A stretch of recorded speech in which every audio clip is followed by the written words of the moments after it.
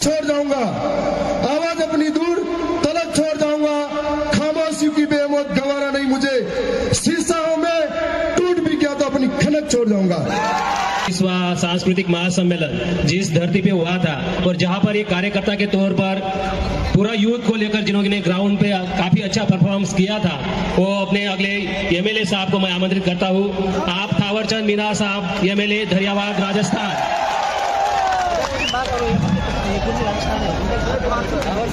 इसके बाद अगले एमएलए साहब जो एमपी से आते हैं, मंटू भाई सोलंकी जी जहां पर ही हैं वो तैयार है। अभी तक तो साथी बहुत अच्छा रहा है।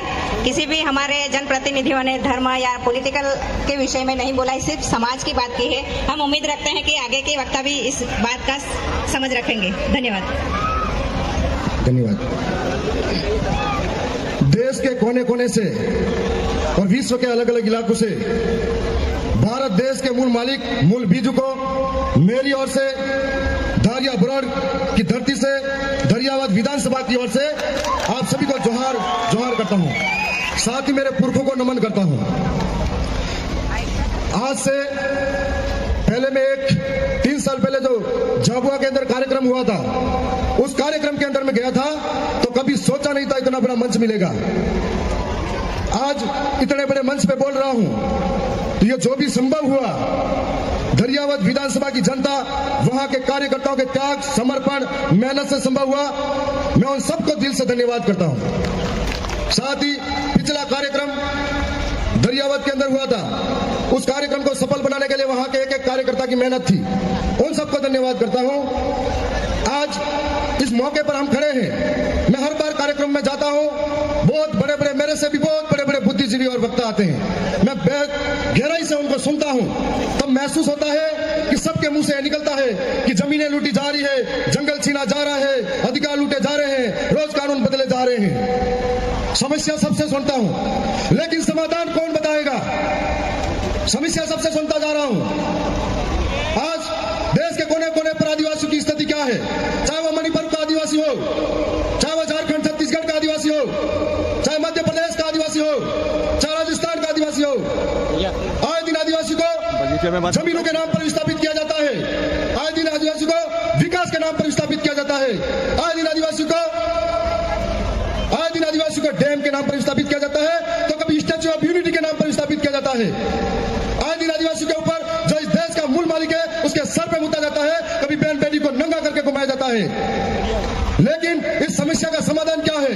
क्योंकि हम लोग इस देश के अंदर 11 करोड़ 11% है, लेकिन कहीं संगठनों में बटे हुए हैं, कहीं झंडे लेके घूम रहे हैं और छोटे छोटे बातों में बटे हुए हैं। हम लोग पूरे 5 साल तक धरने प्रदर्शन करते हैं, सड़कों पर रहते हैं, संघर्ष करते हैं, लेकिन जब बारी आती है एक होकर ताकत दिखाने की, तब हमारा पाला चेंज कर देते हैं। यही हाल मध्य प्रदेश के अंदर हुआ था, यही हाल गुजरात के अंदर हुआ था। इसलिए हम लोग दर दर की ठोकरें खाने पर मजबूर हैं।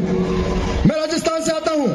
राजस्थान के अंदर हम लोग आदिवासी जनप्रतिनिधि सिलेक्शन प्रणाली के तहत चुनाव जीते हैं। अभी हमारे बीच में एक चौधरी साहब बता रहे थे 50-50 करोड़ खर्च होता है। मैं साधारण परिवार का किसान का बेटा, जहां मेरा पिता यह कहता था कि बेटा चुनाव मतलब कपड़े पहनने के पैसे नहीं है। और इस विचारधारा की वजह से मैं विधायक बना हूं, एक एक जनता की वजह से बना हूं कि हमारे वहां पर चुनाव जीतने के बाद में विधानसभा के अंदर यदि हम नहीं बोलते हैं तो हमारे टिकट जनता काट देती है, और कमल कांग्रेस अगर बोलती है तो उनका टिकट हाईकमान काट देता है। इसलिए हमको बोलना पड़ता है। आप सबके बीच में आए हैं, ये बताने के लिए आए हैं कि हमारे साथ इस तरह का व्यवहार होता है। चाहे जंगल लूटे जाए, जमीन छीनी जाए, चाहे हमारे विकास के नाम पर सरकार हमको बेवकूफ बनाती जाए, उसका एक समाधान यह है, हम आर्थिक रूप से कमजोर हैं, सांस्कृतिक रूप से कमजोर है, शैक्षणिक रूप से कमजोर है। 5 साल सड़कों पर आंदोलन करेंगे, धरना प्रदर्शन करेंगे। इसके लिए हमारी स्वतंत्र आवाज को विधानसभा और संसद सभा के अंदर भेजना होगा। जो हमारे कानून लूटे जा रहे हैं उनके लिए टेबल ठपकार के खटकार के बोल सके। चाहे सरकार कोई भी हो, हमारे आदिवासी के ऊपर जो जुल्म होता है, हम लोग इतनी संख्या में हर रोज लिखते होते हैं, लेकिन दिल्ली के अंदर, जयपुर के अंदर, महाराष्ट्र के मुंबई के अंदर, गुजरात के गांधीनगर के अंदर, भोपाल के अंदर बेरी गूंगी सरकारें हमको कभी नहीं सुनती है, और वो खबरें स्थानीय मीडिया के अंदर दफन हो जाती है। इसके लिए हम लोगों को उस विधानमंडल के अंदर पावर रखना पड़ेगा। आज हमारा मकसद तभी पूरा होगा जब हम लोग कह रहे हैं कि ये सब करना चाहिए, ये समस्या है, वो समस्या है। रोज कानून बदले जा रहे हैं, उन कानून को बदलते कानून के लिए कोड़ा जब हम उस कानून को लड़ने के लिए वहां पर मौजूद होंगे तब लड़ पाएंगे। आप सबके बीच में आए हैं, आने वाले समय में राजस्थान का मॉडल अपनाइए। आपको एक मौका देके जा रहे हैं कि एक एक गरीब कि राजस्थान का मॉडल के अंदर राजा का बेटा राजा नहीं बन सकता। आप में से जो काबिलियत रखता है आदिवासी गरीब शोषित पीड़ित वंचित के लिए लड़ने के लिए, वो राजा बन सकता है। ये आपके अंदर बताने जा रहे हैं। राजस्थान के अंदर एक व्यवस्था के तहत पहली बार पार्टी लेके आ गई।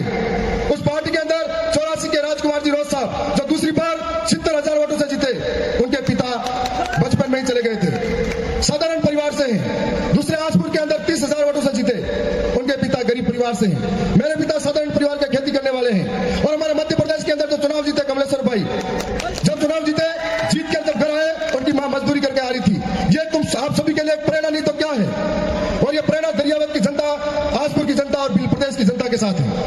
हम लोगों को आने वाले समय में मिलकर राजस्थान, मध्य प्रदेश, गुजरात, छत्तीसगढ़, झारखंड, मुझे जब जब दर्द होता है, चाहे आदिवासी झारखंड का हो, छत्तीसगढ़ का हो, चाहे आदिवासी मध्य प्रदेश, राजस्थान, गुजरात का हो, यदि कहीं का भी आदिवासी के साथ कोई घटना होती है, हमको ऐसा लगता है हमारे किसी शरीर के किसी हिस्से पर चोट पहुंचाई गई है और इस दर्द को अंदर से झेलते हैं हम लोग, इसलिए सबसे पहले खड़े होते हैं।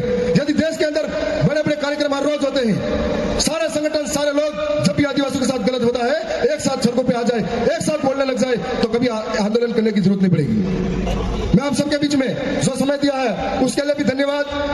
और मैं इतना ही कहूंगा कि आवाज अपनी दूर तलक छोड़ जाऊंगा, आवाज अपनी दूर तलक छोड़ जाऊंगा। खामोशियों की बेमौत गंवारा नहीं मुझे, शीशा हूं मैं, टूट भी गया तो अपनी खनक छोड़ जाऊंगा। आप सबको बहुत बहुत धन्यवाद। जय जवान, जय आदिवासी, जय भील प्रदेश। धन्यवाद थावर